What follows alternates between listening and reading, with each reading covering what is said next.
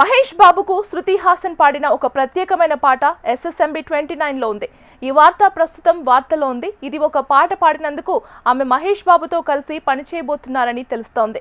ఇంతకు ముందు శృతి హాసన్ మహేష్ బాబు నటించిన శ్రీమంతుడు చిత్రంలో హీరోయిన్ గా కూడా నటించారు. ఇది కొరటాల శివ దర్శకత్వంలో వచ్చింది. ఆమె వాయిస్ కొత్త ఫ్లేవర్ ని యాడ్ చేసింది.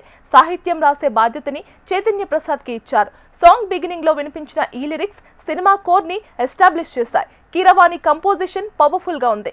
ఒక రైజింగ్ ఎమోషన్ ని తెలియజేసే సాంగ్ ఇది. సాంగ్ లో వచ్చే చేంజ్ ఓవర్లు డిఫరెంట్ ఎమోషన్స్ ని ప్రెజెంట్ చేస్తాయి.